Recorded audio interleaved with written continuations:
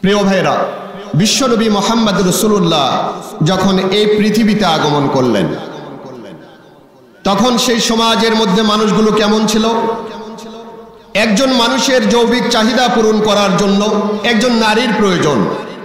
সেই নারীটা কার মা, কার খালা, কার বোন এটা দেখা হতো না। যারাই রাস্তায় পাইতো তারাই ধরে নিয়ে তার যৌবিক চাহিদা পূরণ করত। জোরে বলেন নাউজুবিল্লাহ। ওই সমাজের মানুষগুলো হত্যা করত, রাহাজানি করত, ছিনতাই করত, মদ পান করত, জুয়া খেলত, যাত্রা করত, থিয়েটার করত, অনৈতিকতা, মিথ্যা, অশ্লীলতা, বেহাপনা দিয়ে ওই সমাজটাকে ঢেকে দিয়েছিল। ঠিক কিনা বলেন? এরকম একটা ঘুণে ধরা সমাজকে আল্লাহ রসুল সঠিক পথে নিয়ে আসার জন্য দীর্ঘ লড়াই এবং সংগ্রাম চালিয়ে গেছেন। সেই লড়াই এবং সংগ্রামের অংশ হিসাবে তিনার বয়স যখন 17 বছর, তখন তিনি একটা সংঘ গঠন করেছিলেন। আপনারা বলেন তো সেই সংঘের নাম কি? জোরে বলেন। হিলফুল ফুজুল। এই হিলফুল ফুজুলের এই সুমতির মাধ্যমে 17 বছর বয়স থেকে আল্লাহ রসুল একটানা চেষ্টা করেছেন 40 বছর বয়স পর্যন্ত। তার মানে কত বছর করেছেন? জোরে বলেন, কত বছর? 17 থেকে 40 কয় বছর হয় ভাই? 23 বছর ধরে চেষ্টা সংগ্রাম করেছেন। কিন্তু মক্কার মরুভূমি থেকে জাহেলি এই পরিবেশটাকে কাটিয়ে এখানে কি নীতি, নৈতিকতা, ন্যায় এবং ইনসাফ, সোশ্যাল জাস্টিস কায়েম করা সম্ভব হয়েছিল? হয়নি। কেন হয়নি? একটি কারণে হয়নি। সেটি হলো আল্লাহ রসুল চেষ্টা করেছেন, কিন্তু রসুলের কাছে তখন আল্লাহর পক্ষ থেকে যে কিতাব, এই কোরআন তখনও নাজিল হয়নি। বিশ্বনবী মুহাম্মদুর রাসূলুল্লাহ সাল্লাল্লাহু আলাইহি ওয়াসাল্লাম 17 বছর বয়স থেকে নিয়ে 40 বছর বয়স পর্যন্ত একটানা 23টি বছর চেষ্টা করলেন, লড়াই করলেন, সংগ্রাম করলেন। সমাজ থেকে মদ দূর করার জন্য, সমাজ থেকে জেনা দূর করার জন্য, সমাজ থেকে ধর্ষণ দূর করার জন্য, সমাজ থেকে জুয়া, নাটক, থিয়েটার, যাত্রা, যা কিছু অশ্লীলতা, বেহাপনা ছিল সব কিছু বন্ধ করার জন্য এই হিলফুল ফুজুলের মাধ্যমে বিশ্বনবী মুহাম্মদ রাসূলুল্লাহ সাল্লাল্লাহু আলাইহি সাল্লাম 23টি বছর ধরে চেষ্টা করে যখন তিনি সফল হতে পারলেন না, নসিহতে কেউ শোনে না, অশ্লীলতা, বেহাপনা কাজগুলো যখন সমানে চলতে থাকে, বিশ্বনবী তখন চিন্তা করলেন এভাবে করে হিলফুল ফুজুল একটা দুইটা নয়, 200-500 সংগঠন যদি কায়েম করা হয়, মক্কার এই মরুভূমিতে অশ্লীলতা, বেহাপনা, জিনা, ছিনতাই এগুলো বন্ধ করা সম্ভব হবে না। এটি বন্ধ করার জন্য আল্লাহর পক্ষ থেকে একটা নির্ভুল কিতাবের প্রয়োজন। ঠিক কিনা বলেন? বিশ্বনবী মুহাম্মদ রাসূলুল্লাহ এই কিতাবের জন্য অপেক্ষা করতে থাকলেন। হেরা পর্বতের চূড়ায় গিরি যে গর্ত ছিল, হেরা পর্বতের গর্তের মধ্যে তিনি ধ্যানমগ্ন থাকতে শুরু করলেন একটা কিতাবের আশায়। এমন একটা কিতাব আসবে, নির্ভুল একটা শিক্ষা ব্যবস্থা আসবে, নির্ভুল মানব জাতিকে সতর্ক করার জন্য একটা কিতাবের প্রয়োজন। সেই কিতাবের জন্য তিনি দীর্ঘ সময় ধরে সাধনা করলেন, তপস্যা করলেন, মুরাকাবা করলেন, মুশাহাদা করলেন। একদিন দেখা গেল সত্যি সত্যি আল্লাহর রসুলের সেই শুভক্ষণ চলে আসলো। হযরত জিবরিল আমিন আল্লাহর পক্ষ থেকে 5টি কোরআনের আয়াত নিয়ে আসলেন। জোরে বলেন কয়টি? 5টি কোরআনের আয়াত নিয়ে আসলেন। জিবরিল আমিন আল্লাহ রসুলের কাছে নিয়ে এসে বললেন, রসুল আপনি পড়েন। রসুল সাল্লাল্লাহু আলাইহি সাল্লাম বললেন, আমি তো পড়তে জানি না, আমি কি পড়ব? জিবরিল আমিন আবার বললেন, আপনি পড়েন। উনি বললেন, না আমি পড়তে জানি না। কারণ রসুল সাল্লাল্লাহু আলাইহি সাল্লামের তো কোনো আনুষ্ঠানিক লেখাপড়া ছিল না, তিনি তো কোনো মাদ্রাসা, কলেজ, ইউনিভার্সিটিতে পড়াশোনা করেন নাই। উনি বললেন, আমি পড়তে জানি না। জিবরাইল আমিন এবার ওনাকে বুকের সঙ্গে জড়ায় নিলেন, একটা ঠাসা দিলেন। বিশ্বনবী মুহাম্মদ রাসূলুল্লাহ বলছেন, বুখারী শরীফের কিতাবুল ওহীর মধ্যে বর্ণনা, জিবরিল আমিন এত জোরে আমাকে বুকের সঙ্গে নিয়ে চাপ দিলেন, মনে হলো আমার জানটা যেন বের হয়ে যাচ্ছেন। ছেড়ে দিয়ে বললেন, এবার পড়ো। রাসূল বললেন, না, পারতেছি না, পড়তে জানি না। এভাবে করে 3টা চাপ দিলেন। দিবার পরে এবার আল্লাহ রাসূলকে জিবরিল আমিন বললেন, এবার পড়েন। তখন পড়া শুরু হয়েছে না হয়নি? বলেন, কি পড়া শুরু হয়েছে? টিডিং টিডিং সাইকেল চালাও নাকি, ফেরিওয়ালা যায় কি, তাই পড়েছিলেন? আল্লাহ রাসূল ওই সমাজের অশ্লীলতা, বেহাপনা, লুটতরাজ, ডাকাতি, ছিনতাই, রাহাজানি বন্ধ করার জন্য একটা কিতাবের সন্ধানে তিনি যে হেরা গিরি গুহায় ধ্যানমগ্ন ছিলেন, সর্বশেষ সেই শুভক্ষণে যখন আল্লাহর পক্ষ থেকে আল্লাহ তাআলা আয়াত নাজিল করে দিলেন, কোরআনের 5টি আয়াত দিয়ে পাঠিয়ে দিলেন জিবরিল আমিনকে, তখন ওই পড়ার মধ্যে কি টিডিং টিডিং সাইকেল চালাও ছিল, ফেরিওয়ালা যায়? আহা, আজকে আমাদের জাতি শিক্ষকদেরকে নামায় দিতে দিতে এমন জায়গায় নামায় দিয়েছে, স্কুলের টিচারেরা আজকে ব্যাঙের মতো করে লাফায় লাফায় ছাত্রছাত্রীকে দেখাচ্ছে যে এভাবে ব্যাঙ নাফে। বলেন তো, আমাদের দেশের, আমাদের এলাকার ওই মায়ের কোলে যে শিশু থাকে, ও তো দেখে যে ব্যাঙ কেমন করে লাফে, দেখে না? এটা কি নতুন করে ওই স্কুলের মাদ্রাসার টিচারেরা, তারা সম্মানীয় ব্যক্তি, তারা নাকি ব্যাঙের মতো করে লাফে লাফে ঘ্যাঙ্গর ঘ্যাঙ্গর বলে লাফে লাফে তাদেরকে দেখাবে? জোরা বলেন না নাউজুবিল্লাহ। এটা শিক্ষা না, শিক্ষার নামের শিক্ষকদেরকে কলঙ্কিত করা হচ্ছে। শিক্ষার নামে এই জাতির শ্রেষ্ঠ সন্তান জাগ্রত বিবেক শিক্ষক মন্ডলীদের নিয়ে আজকে অন্যরকম একটা ফালতু একটা খেলায় মেতে উঠেছে এই দেশের শিক্ষা ব্যবস্থা, ঠিক কিনা বলেন প্রিয় ভাইরা? টিডিং টিডিং সাইকেল চালাও, এই শিক্ষা ব্যবস্থা যদি কায়েম হয়, এতদিন তো কায়েম এখনো আছে, আমরা নতুন সরকার আসছে, আমরা দাবি করব যে টিডিং টিডিং আগে বন্ধ করতে হবে, ঠিক কিনা বলেন প্রিয় ভাইরা? এই শিক্ষা ব্যবস্থায় যারা শিক্ষিত হবে তাদের অবস্থাটা কি হবে জানেন? তারা অনেক বড় জ্ঞানী গুণী হবে, কিন্তু রাষ্ট্রের ক্ষমতায় যদি টিডিং টিডিং শিক্ষা ব্যবস্থা নিয়ে যায়, তাহলে এনারা কি করবেন? রাষ্ট্রের রিক্সা চালক, ভ্যান চালক, কুলি মজুর, তাদের ঘাম ঝরা, রক্ত ঝরা অর্থের যে টাকা পয়সাগুলো মেরে খেয়ে সুইস ব্যাংকে লক্ষ লক্ষ কোটি কোটি টাকা তারা অ্যাকাউন্ট খুলবে, ঠিক কিনা বলেন? তাই করেছে। 5 তারিখে যখন আন্দোলন সংগ্রাম হয়েছে, এদেশের ছাত্র জনতা যখন জেগে উঠেছে অন্যায়ের বিরুদ্ধে, বাতিলের বিরুদ্ধে, তখন ওরা পালিয়ে গেছে ঠিকই, কিন্তু দেশের অর্থনৈতিক অবস্থা পঙ্গু করে গেছে, ঠিক নয় কি? উনি যায় ভারতে বলছেন যে দেখি আমাকে সারা দেশ কেমনে চলে। আসলে চলবেই কেমন করে? দেশের গোড়া থেকে নিয়ে মাথা পর্যন্ত সব খেয়ে উনি শেষ করে দিয়ে গেছে। প্রিয় ভাইরা, বিশ্বনবী মুহাম্মদ রাসূলুল্লাহ সাল্লাল্লাহু আলাইহি ওয়াসাল্লাম কিতাবের অপেক্ষায় থাকার পরে আল্লাহ রাব্বুল আলামিন তার পক্ষ থেকে যে কিতাব নাজিল করলেন, এই কিতাবে বললেন কি শিক্ষা ভাবে, কিভাবে শিক্ষা গ্রহণ করতে হবে। আল্লাহ রাব্বুল আলামিন বলছেন, ইকরা বিসমি রাব্বিকাল্লাযী খলাক, খলাকাল ইনসানা মিন আলাক। পড়ো তোমার প্রভুর নামে, যিনি তোমাকে সৃষ্টি করেছেন, ওই রবের নামে তুমি পড়া শুরু করে দাও। খলাকাল ইনসানা মিন আলাক, যিনি তোমাকে সৃষ্টি করেছেন জমাট বাঁধা রক্তপিণ্ড থেকে। ইকরা ওয়া রাব্বুকাল আকরাম, পড়ো তোমার সেই মহামান্বিত রবের নামে। আল্লাযী আল্লামা বিল কলাম, যিনি কলমের মাধ্যমে মানব জাতিকে শিক্ষা দিয়েছেন।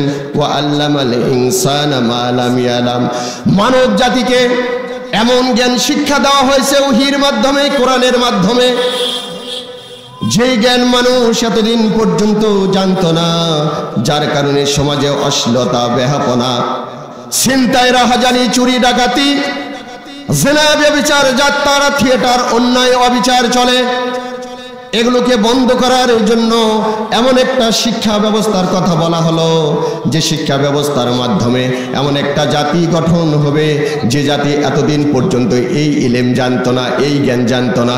এই জ্ঞানের বাস্তবায়ন যদি হয়, আল্লাহ রাব্বুল আলামিন বলছে তোমরা তো এতদিন জানতে না, তোমার না জানা জিনিসগুলো আমি জানাই দিলাম। এই কোরআনের শিক্ষা ব্যবস্থা যদি কায়েম হয়ে যাও, সেই সমাজের মানুষগুলো কখনো আর অশ্লীল বেহাপনা কাজের মধ্যে লিপ্ত হবে না। তারা অন্যায় করবে না, অবিচার করবে না, তারা লুটতরাজ করবে না, তারা ছিনতাই করবে না, তারা ধর্ষণ করবে না, তারা চুরি করবে না, তারা ডাকাতি করবে না। সকল প্রকার অন্যায় অবিচার থেকে দূরে রাখবে যে শিক্ষা, সেই শিক্ষা ব্যবস্থার নাম হলো কোরআনিক শিক্ষা ব্যবস্থা। ঠিক না বলেন? এমন একটা শিক্ষা ব্যবস্থা কায়েম করার জন্য আপনার আমার কাজ করা দরকার আছে না নাই? প্রিয় ভাইরা, এই শিক্ষা ব্যবস্থার মূল শিক্ষার যে গ্রন্থ, শিক্ষার যে উপকরণ, সেটি হলো পবিত্র কোরআনুল কারীম। আজকে যেই মাদ্রাসার উদ্যোগে এই সুন্দর একটি মাহফিলের আয়োজন করা হয়েছে, আপনারা বলেন তো এই মাদ্রাসাতে কি পড়া হয়? যারা বলেন কি পড়া হয়? কি ব্যাপার, পাঁচুর চকের লোকজনেরা কি হাঁপিয়ে গেল নাকি, না শক্তি হারিয়ে ফেলেছেন? 5 তারিখে সব দিয়ে এখন আপনারা নিঃস্ব হয়ে গেছেন নাকি? আর কোনো কথাই হচ্ছে না। একটু তাকবীর দেন, লিল্লাহে তাকবীর। হাত তোলেন সবাই, লিল্লাহে তাকবীর, লিল্লাহে তাকবীর। হাত নামান। প্রিয় ভাইরা, আল্লাহ রাব্বুল আলামিন যে ইসলামী শিক্ষা ব্যবস্থার কথা বললেন, সেই শিক্ষা ব্যবস্থার মূল উপকরণ হলো আল্লাহর পক্ষ থেকে নাজিলকৃত কোরআনুল কারীম। জোরে বলেন সুবহানাল্লাহ। এই কোরআনুল কারীমে এমন একটি কিতাব, সেই কিতাবের যিনি অথর, যিনি এই কিতাব নাজিল করেছেন, তিনি এই কিতাব নাজিল করে ভূমিকাতেই প্রথমেই বলেছেন আলহামদুলিল্লাহি রাব্বিল আলামিন। সুবহানাল্লাহ বলেন। আমাদের দেশে দেখবেন বহু লেখক আছে, তারা বই লেখে, বই লেখার পরে শুরুতেই দেখবেন খুলে বলতেছে যে এখানে আমার সীমিত জ্ঞান দিয়ে আমি এই বই লিখেছি। এই বই লিখতে যায় প্রিন্টের মিস হতে পারে, কোনো প্রকার ভুল থাকতে পারে। যদি আপনারা কোনো সহৃদয় ব্যক্তি, কোনো পাঠক যদি এটি পেয়ে থাকেন আমাদেরকে জানাবেন, এর পরের সংস্করণে এটা আমরা শুদ্ধ করে নেব। তাই বলে কি না? না বলে যে আমি বাপের বেটাটা বই লিখেছি, আমি চ্যালেঞ্জ করলাম, গ্যারান্টি দিলাম, ওয়ারেন্টি করলাম আমার এই বইয়ের মধ্যে কোনো ভুল নাই, এরকম কি বলতে পারবে? বলেন তো, বলতে পারে? কোন লেখক বলতে পারে? কারণ সকলের জ্ঞানের স্বল্পতা আছে। কিন্তু আল্লাহ রাব্বুল আলামিন আপনার আমার হেদায়েতের জন্য যে কিতাব নাজিল করলেন, এই কিতাবটা নাজিল করে শুরুতেই ভূমিকাতে যে সূরাটা দেওয়া আছে সূরা ফাতিহা, ওখানে প্রথমেই উনি বলেছেন আলহামদুলিল্লাহি রাব্বিল আলামিন। সমস্ত প্রশংসা সেই সমস্ত জগৎ সমূহের মালিক যিনি, তার প্রশংসা দিয়ে কিতাব শুরু হলো। জোরে বলেন সুবহানাল্লাহ। তার মানে যিনি এই কিতাব নাজিল করছেন, তিনি সকল প্রকার দুর্বলতা, অক্ষমতা, সীমাবদ্ধতা থেকে তিনি অনেক ঊর্ধ্বে থাকেন। জোরে বলেন সুবহানাল্লাহ। এরপরে কিতাব খুলেই আপনি একটু ভিতরে ঢুকলেই সূরা বাকারা পড়তে যেতে শুরু করেন, আল্লাহ রাব্বুল আলামিন এখানে বলছেন যালিকাল কিতাবু লা রাইবা ফি হুদাল লিল মুত্তাকিন। প্রিয় ভাইরা, আল্লাহ রাব্বুল আলামিন বলছেন আমি যে কিতাব নাজিল করলাম, এই কিতাবের মধ্যে যালিকাল কিতাবু লা রাইবা ফি, এর মধ্যে সামান্যতম সন্দেহের অবকাশ নাই। লা শাক্কা ফি, এই কিতাবের মধ্যে সামান্যতম কোনো সন্দেহ, সংশয় কেউ বের করতে পারবে না। জোরে বলেন সুবহানাল্লাহ। আর এটি হলো মুত্তাকিদের জন্য হেদায়েতের এক মহাগ্রন্থ। এই কিতাব যখন নাজিল হলো, মক্কার যে সমস্ত কাফেরেরা ছিল তারা বলল যে মুহাম্মদ এই কিতাব সারা রাত ধরে তার সঙ্গী সাথী আবু বকর, ওসমান, আলী, হযরত ওমর, এনারা কিছু কবিতা লিখে লিখে সারা রাত মুহাম্মদকে মুখস্থ করায়, সকালবেলা আসে সেটা উনি আমাদের কাছে বলেন, আর এটাই নাকি কোরআন। এরকম কোরআন আমরাও তৈরি করতে পারি। জোরে একবার নাউজুবিল্লাহ বলেন। বলেন তো, কোরআনের মতো করে কি কোন কিতাব তৈরি করা কোনো মানুষের পক্ষে সম্ভব হবে? হবে? কাফেররা বলল, মুহাম্মদ তুমি প্রত্যেক দিন যে নতুন নতুন আয়াতগুলো আমাদেরকে তেলাওয়াত করে শোনাও, এটা কোনো ব্যাপার না। এরকম কিতাব আমরাও তৈরি করতে পারি। আমাদের বড় বড় কবি আছে, সাহিত্যিক আছে, তাদের দ্বারা এরকম কিতাব আমরাও লিখে নিতে পারি।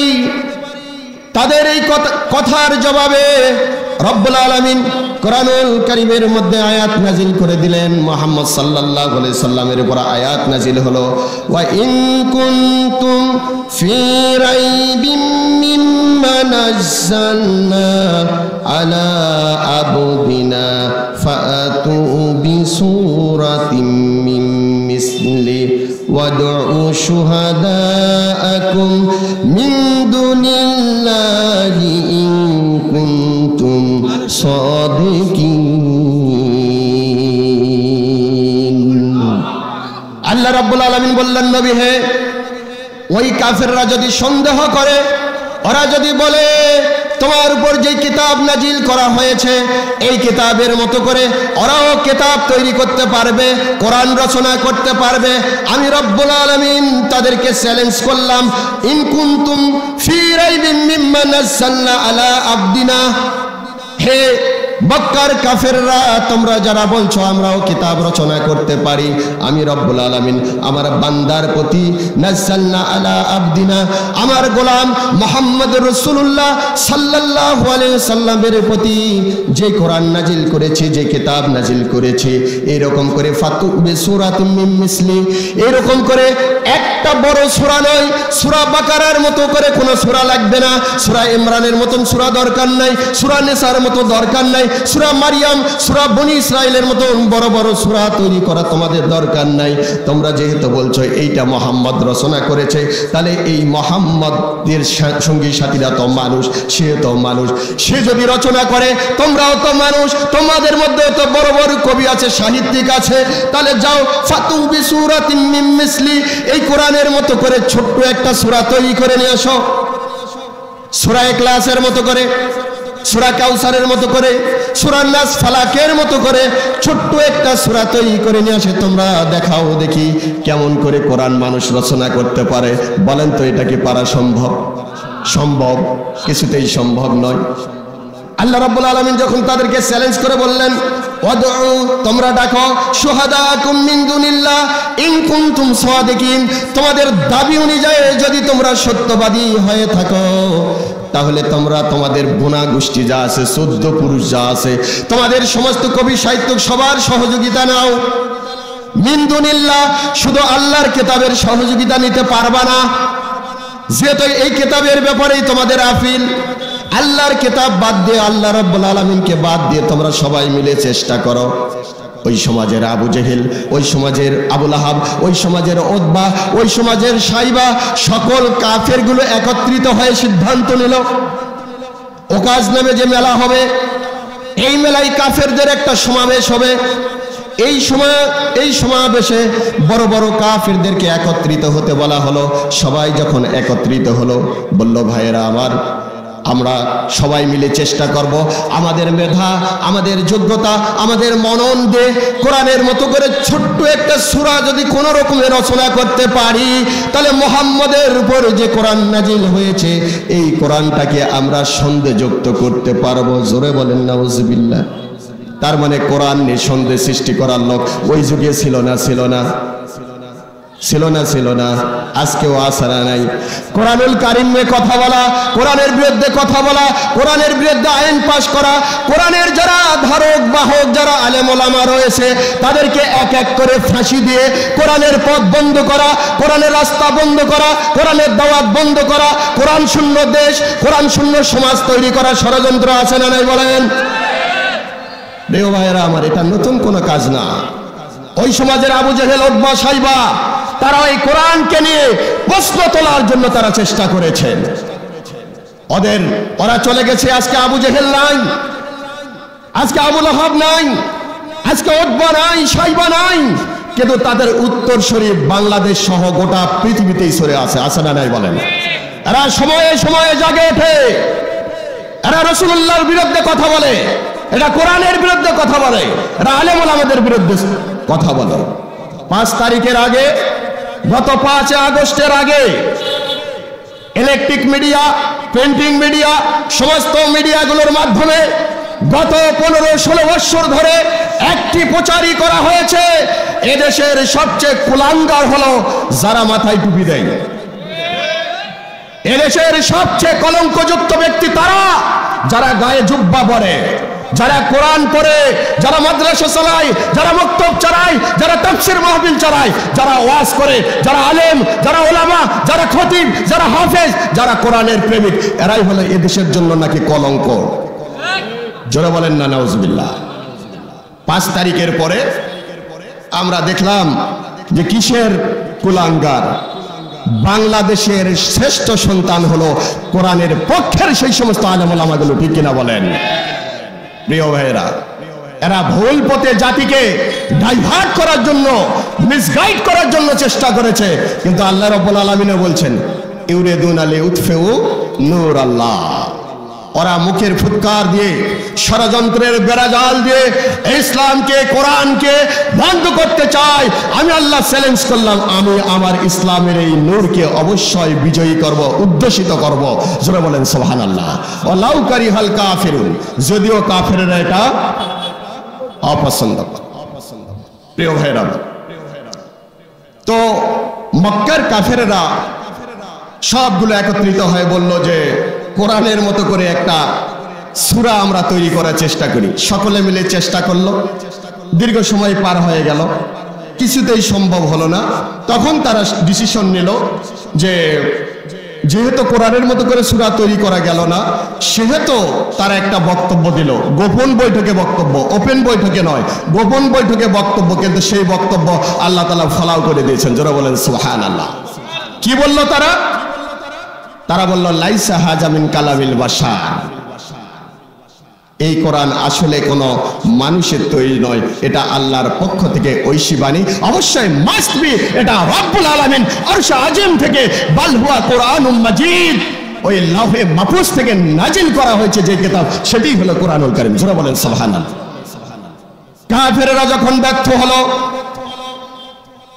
যখন কোরআনের মতো করে ছোট একটা সূরা তারা তৈরি করতে পারল না, আল্লাহ রাব্বুল আলামিন তখন সূরা বাকারার 24 নম্বর আয়াত নাজিল করে দিয়ে বললেন ফা ইল্লাম তাফআলু ওয়া লান তাফআলু ফাত্তাকু নারাল্লাতী ওয়াকুদুহান নাস ওয়াল হিজারা উইদ্দাতিল কাফিরিন। আল্লাহ রাব্বুল আলামিন বললেন, নবী হে, ওই কাফেররা একত্রিত হয়ে যেহেতু কোরআনের মতো করে একটি সূরা, ছোট্ট একটা সূরা তারা তৈরি করতে পারল না, তারা ব্যর্থ হলো। তারা ঘোষণা দিল এটা মানুষের তৈরি করা কিতাব নাই, এটা অবশ্যই মাস্ট বি আল্লাহর পক্ষ থেকে নাজিল করা ঐশী একটি বাণী, কোরআন একটা ঐশী বাণী। সুতরাং ফা ইল্লাম তাফালু, যখন তারা পারল না, ওয়ালান তাফালু ভবিষ্যৎকালের সিগা, আল্লাহ বললেন কিয়ামত পর্যন্ত চেষ্টা করবে কাফেরের গোষ্ঠীরা, কোরআনের মতো করে একটা সূরা তারা তৈরি করতে পারবে না। জোরে বলেন সুবহানাল্লাহ। আল্লাহ চ্যালেঞ্জের আয়াত নাজিল করে দিয়েছেন যে যেহেতু তারা তৈরি করতে পারলো না, এখন থেকে নেই, পূর্ব দিগন্তে সূর্য যতদিন উঠবে, পশ্চিম দিগন্তে সূর্য যতদিন অস্ত যাবে, ততদিন পর্যন্ত চেষ্টা করবে, কিন্তু কোরআনের মতো করে একটি সূরা তারা তৈরি করতে পারবে। জোরে বলেন পারবে।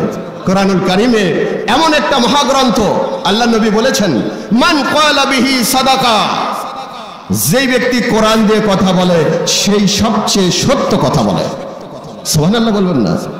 আমাদের সমাজের কিছু নেতা আছে দেখবেন ঘন্টার পর ঘন্টা কথা বলে, কিন্তু কোরআনের একটা অক্ষরও বলে না, ঘন্টার পর ঘন্টা বক্তব্য দেয়, রাসূলের হাদিসের একটা শব্দ উচ্চারণ করে না।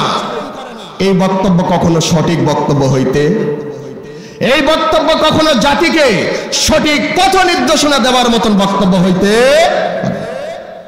বিশ্বনবী বললেন মান ক্বালা বিহি সাদাকা, যে ব্যক্তি কথা বলতে যায় কোরআন দিয়ে কথা বলে সেই ব্যক্তি সবচেয়ে সত্য কথা বলে। ওমান আমিলা বিহি উজরা, যে ব্যক্তি আমল করতে যায় আল্লাহর কোরআন দিয়ে আমল করে, সেই সঠিক আমল করে, আর সঠিক আমলের যেটা যাজা ওটা আমি তারে দান করব। জোরে বলেন সুবহানাল্লাহ। আল্লাহ নবী বললেন ওমান হাকামা বিহি আদালা, যে ব্যক্তি বিচার করতে যায় আল্লাহর কোরআন দিয়ে বিচার করে, সেই কেবল সোশ্যাল জাস্টিস ন্যায় বিচার কায়েম করতে পারে। বলেন তো আমাদের সমাজে কি কোরআনের বিচার ব্যবস্থা আছে? জোরে বলেন আছে? দরকার আছে না নাই? কোরআন দিয়ে শুধু নামাজ পড়বো, কোরআন দিয়ে শুধু রোজা রাখবো, কোরআন দিয়ে শুধু হজ করবো, যাকাত দেব, আনুষ্ঠানিক কিছু ইবাদত কোরআন দিয়ে করব, আর ম্যাজিস্ট্রেট কোর্ট, জজ court, supreme court, high court এগুলা সব চোর ডাকাতের আইন দিয়ে বিচার হবে। ঠিক কিনা বলেন? এই আমাদের দেশে কোর্ট কাছারিতে যা বিচার হয়, এই আইনের বইটা কে দিয়েছেন? ব্রিটিশ দিয়েছেন। কে দিয়েছেন? ব্রিটিশ দিয়েছেন। ব্রিটিশ যে পেনাল কোড 1860 সালে যে আইনের বই রচনা করে দিয়েছেন, ওই আইনের বই দিয়ে আমার দেশের ম্যাজিস্ট্রেট কোর্ট, জজ court, high court, supreme court সকল কোর্ট কাছারির বিচার হয় আজকে ব্রিটিশের তৈরি করা ওই খ্রিস্টানদের দেওয়া আইন দিয়ে। যারা বলেন নাউজুবিল্লাহ। অথচ আশ্চর্য, আমরা এই দেশের 95-92% মুসলমান নিজেকে মুসলমান হিসাবে দাবি করি। এই মুসলমানের দেশে কোর্ট কাছারি চলে ব্রিটিশের আইন দিয়ে। এটা কি মেনে নেওয়া যায়? যারা বলেন যায়? এতদিন যা হয়েছে হয়েছে। আগামী দিনে যে নতুন সরকার আসবে, যে সংসদ গঠন হবে, আমরা আজকের মাহফিল থেকে দৃঢ়ভাবে দাবি করি আমাদের দেশের কোর্ট, আমাদের দেশের কাছারি, আমাদের দেশের শিক্ষা ব্যবস্থা, আমাদের দেশের অর্থ ব্যবস্থা, আমাদের দেশের ব্যাংক ব্যবস্থা, আমার দেশের বীমা ব্যবস্থা, আমার দেশের রান্নাঘর থেকে শুরু করে নিয়ে সেক্রেটারিয়েট, সংসদ ভবন সবকিছু আল্লাহর কোরআন দিয়ে চলতে হবে। ঠিক কিনা বলেন? প্রিয় ভাইরা, আল্লাহ রাব্বুল আলামিনের হাবিব বললেন ওমান হাকামা বিহি আদালা, যদি সঠিক ন্যায় বিচার করতে চাও তাহলে মানুষের আইন দিয়ে সম্ভব নয়, আল্লাহর কোরআন দিয়ে তোমাকে ন্যায় বিচার করতে হবে। ওমান দা ইলাইহি হুদিয়া ইলা সিরাতিম মুস্তাকিম, আজ যে ব্যক্তি দাওয়াত দেয়, কোরআন দিয়ে দাওয়াত দেয়, সেই ব্যক্তি সঠিক দাওয়াত দেয়, নির্ভুল দাওয়াত দেয়। কোরআনুল কারীম এমন একটি মহাগ্রন্থ, এই কিতাব নাজিল করেছেন রব্বুল আলামিন। নাজিল করে দিয়ে বললেন আলিফ লাম রা কিতাবুন আনজালনাহু ইলাইকা লিতুখরিজান নাসা মিনাজ যুলুমাতি ইলান নূর। আল্লাহ রাব্বুল আলামিন বলছেন, নবী হে, কিতাবুন আনজালনাহু ইলাইকা, আমি তোমার উপর যে কিতাব নাজিল করেছি, এই কিতাবের কাজ হলো মিনাজ যুলুমাতি ইলান নূর, অন্ধকারে যে সমস্ত মানুষগুলো চলছে, জাহিলি পথে যে মানুষগুলো চলছে, অন্ধকারের আমানিশার পথে চলছে, সুদের দিকে চলছে, জিনার দিকে চলছে, ঘুষের দিকে চলছে, অশ্লীলতা বেহাপনার দিকে যে মানুষগুলো চলছে, ওই অন্ধকার পথযাত্রী মানুষগুলোকে, জাহান্নামের পথযাত্রী মানুষগুলোকে তুমি যেন জান্নাতের পথে নিয়ে যেতে পারো, এই জন্যই আমি কোরআনুল কারীম তোমাকে দান করেছি। জোরে বলেন আল্লাহু আকবার। প্রিয় ভাইরা আমার, বিশ্বনবী মুহাম্মদ রাসূলুল্লাহর উপর যে কিতাব নাজিল করা হলো, এই কিতাবের শিক্ষা ব্যবস্থা যদি আমাদের সমাজে আমাদের ছেলে মেয়েদেরকে শিক্ষা দেওয়া না হয়, এরা কখনো সমাজে শান্তি আসবে না, অশ্লীলতা বেহাপনা চলতেই থাকবে অব্যাহতভাবে। সেজন্য আমাদের যে মাদ্রাসার উদ্যোগে আজকের এই প্রোগ্রাম করা হচ্ছে, এরকম মাদ্রাসা আরো বেশি করা দরকার আছে না নাই?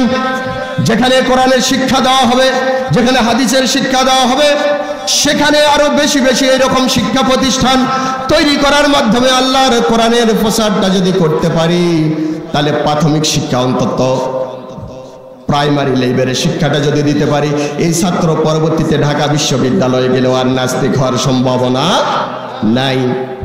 ঢাকা বিশ্ববিদ্যালয়ে গেলে বহু ছাত্র পাওয়া যায়, এই যে গ্রামগঞ্জে থাকা অবস্থায় 5 ওয়াক্ত নামাজ আদায় করে, রমজান মাসের সিয়াম পালন করে, মুরব্বীদেরকে দেখলে সালাম দেয়, কিন্তু বিশ্ববিদ্যালয়ে ভর্তি হওয়ার পরে দেখা যায় ওখান থেকে ঘুরে আসার পরে মুরব্বীদেরকে আর সালাম দেয় না, আগে পড়ে না। যত উচ্চ শিক্ষা গ্রহণ করে আমাদের জাতি, আমাদের দেশের সন্তানগুলো তত বেশি নাস্তিক্যবাদের দিকে এগিয়ে যায়। এর পিছনে বড় কারণ হলো তার মধ্যে কোরআন ছিল না, ইসলামের শিক্ষা ছিল না। কোরআনের শিক্ষা, রাসূলের শিক্ষা না থাকার কারণে এই অবনতি। আর যদি প্রাথমিক জীবনে তাকে কোরআন হাদিসের শিক্ষা দিয়ে আপনি ছেড়ে দেন, ও ইঞ্জিনিয়ার হবে, ডাক্তার হবে, পুলিশ হবে, এসপি হবে, ডিসি হবে, কিন্তু কোরআনকে ভুলে যাবে না, আল্লাহকে ভুলে যাবে না, আল্লাহর ইবাদতের মধ্যে নিজেকে মশগুল রাখবে। প্রিয় ভাইরা, এক নাস্তিক টিচার, আমার এক টিচার একটা গল্প শোনাইছিলেন, আমি গল্পটা বলতে চাই। এক নাস্তিক টিচার একদিন ক্লাসে ঢুকেছে, ভার্সিটির ক্লাস, ঢুকে বলছে যে বাবা তোমরা জানলাতে তাকাও তো, ক্লাসরুমের জানলাতে ওই যে আকাশে সূর্য, ওটা কি দেখা যায়? তো সবাই বললে হ্যাঁ স্যার দেখা যায়। তো বলে যে পাশের মধ্যে বাঁশবাগানে আমের গাছ, আম ধরে আছে, দেখা যায়? তো হ্যাঁ তাও দেখা যায়। তো পাশে যে পেয়ারার গাছ, সেটা দেখা যায়? বলে হ্যাঁ তাও দেখা যায়।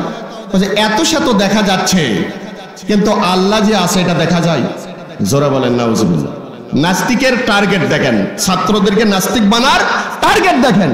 বলছে যে আকাশ দেখা যায়, আম গাছের আম দেখা যায়, বাঁশবাগান দেখা যায়, চাঁদ দেখা যায়, সূর্য দেখা যায়, সব দেখা যায়, কিন্তু আল্লাহকে কি তোমরা কেউ দেখতে পাচ্ছ? সব ছাত্ররা বলল যে না, আমরা তো আল্লাহকে দেখতে পাচ্ছি না।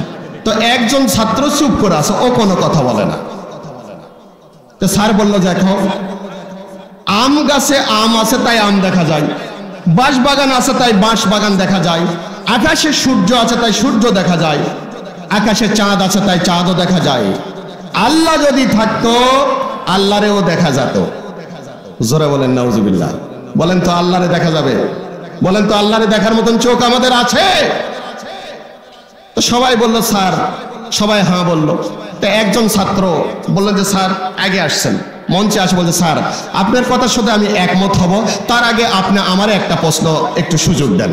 তো ঠিক আছে, ওই স্যারের জায়গায় বসে এবার ডায়াসে দাঁড়িয়ে ছাত্রদেরকে বলছে, ছাত্রছাত্রী বন্ধুরা,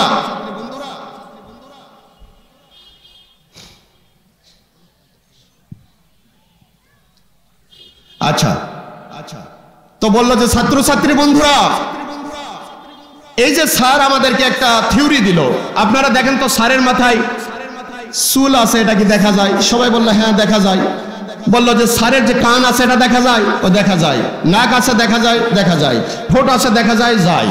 দাঁত আছে স্যারের, এটাও দেখা যায়? ও তাও দেখা যায়। বলছে স্যারের মাথার মধ্যে যে ব্রেন আছে এটা কি তোমরা দেখতে পাও?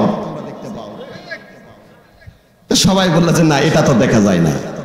এই ছাত্র বলল শোনো, যেই ব্যক্তির মাথার চুল আছে চুল দেখা যায়, যেই স্যারের কান আছে কান দেখা যায়, স্যারের হাত আছে হাত দেখা যায়, স্যারের মাথার ব্রেন থাকলে ব্রেনও দেখা যেত। যেহেতু ব্রেন দেখা যাচ্ছে না, এই স্যারের ব্রেন নাই। স্যারের সূত্র অনুযায়ী আল্লাহকে না দেখলে যদি আল্লাহ না থাকে, স্যারের ব্রেন দেখা যায় না, সুতরাং স্যারের ব্রেনও নাই। আর যে বেটার ব্রেন নাই, ও বেটা মেন্টাল পাগল। ওই পাগলের কথা শুনে এই কথা বিশ্বাস করার দরকার নাই যে আল্লাহ নাই। অবশ্যই মাস্ট বি আমার আল্লাহ আছে। জোরে বলেন সুবহানাল্লাহ। কোরআনের শিক্ষা যদি না থাকতো, এই ছাত্র কি এই কথা বলতে পারতো?